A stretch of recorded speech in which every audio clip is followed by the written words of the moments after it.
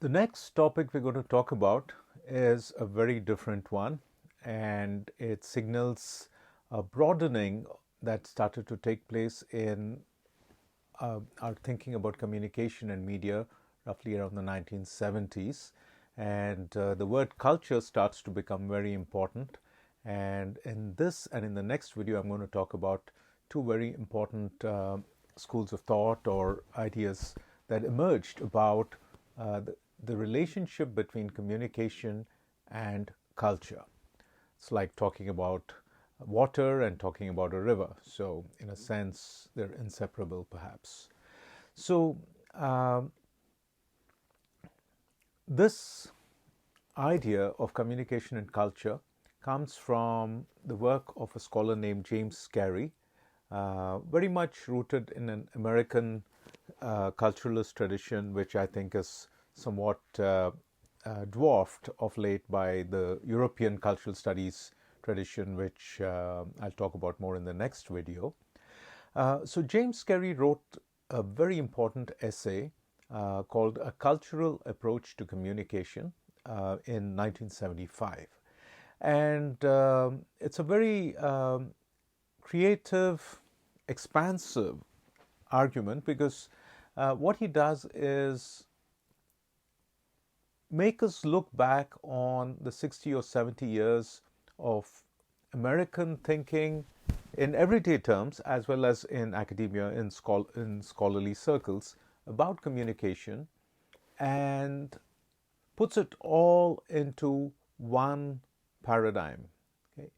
He says, oh, this is what you thought was communication, but guess what? You were looking at the whole thing with blinkers, with a very narrow field of view. And if you just take that back, if you recognize that you were wearing glasses all along and looking at only one aspect of communication, then you start to see that there was a lot more going on, the forest for the trees, as it were. So Carey starts by defining, or rather by examining our common sense definitions and assumptions of the word communication. Okay? So let's pause for a second. When you hear the word communication, if you had to explain communication, whether mass communication or just communication, what kind of an explanation comes to mind? Okay? If you looked at a dictionary or if you had to offer a common sense explanation, probably you'd say something like, oh, sending information from one person to the other. To communicate is to, convey your ideas. So most of our definitions of communication tend to focus on what James Carey called a transmission idea, okay, or a transmission view. Okay? So let's think back to Laswell's model of communication. Who says what in which channel, to whom, with what effect. Okay? It's purely conceived as transmission. There is a person A, there is a sender, and then there's a message, and then there's a receiver. Okay? So why am I belaboring what seems like a very common sense point? Well, that's what James Carey does. He says that this particular way of looking at communication in terms of transmission, in terms of information flows, in terms of signals and noises, while very prevalent in America and very, very useful in some fields like engineering and computer science and information theory and so on, has made a whole part of communication invisible in our thinking, okay, and in our way of living, as it were. So Carey proposes that there are two broad views of communication that exist in the world, or at least in American society. The dominant view is what he calls the transmission view. Okay, it's when you conceive of communication as sender, message, receiver. And he says that particular view emerged out of a particular time and place in society, and it has become very dominant. And as a result of the dominance, we have become soulless. I mean, I'm sort of simplifying it, but we have lost our connection to other parts of our living realities. So Carey proposes instead that we rediscover what he calls a ritual view of communication. Okay, so ritual view of communication uh, does not look at communication merely in terms of information and transmission. Okay, so it just makes us pay attention to the fact that a lot of communication that we participate in is about joy, pleasure, community, meaning making, and so on. Okay? So, what more can we learn from these two terms, and why is this important and not just a semantic argument? So Carey argues that both the transmission and ritual view of communication have their roots in religion, in the European Christian experience of coming to the United States and trying to build a new nation or colony.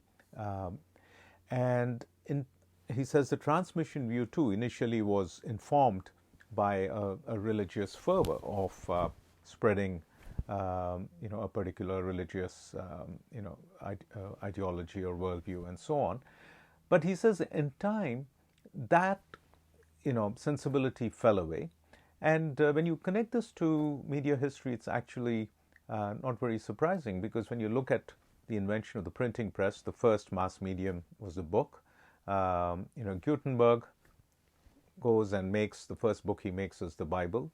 And in the 1850s, when Samuel Morse demonstrates the telegraph, again he's got a whole religious angle to it. And so religion informed a lot of communication history, at least the technological part of it. And that in time fell away with modernization and industrialization and so on. So Carey says that he's not necessarily arguing for a return to religion or anything as literal as that, but he's just saying that there is a dimension of our communicative existence that has been lost in communication theory and in communication practices. So the way he helps us understand these two views is by contrasting the idea of communication we have in a modern industrialized society with other broader views that could also exist. So he says basically the transmission view of communication tends to value communication as an activity of imposing messages over space. It's about territory. It's about controlling vast populations. Okay, so propaganda studies, all of it comes from a transmission view. How do we get more and more people to obey us, to buy our products, etc.? It's all transmission view thinking. And the ritual view, on the other hand, he says, has to do with mere nurture and sustenance of cultures and communities over time. It's more about generational preservation and growth. So it's about, say, parents and children, or grandparents and grandchildren playing together. It's about talking to your pets.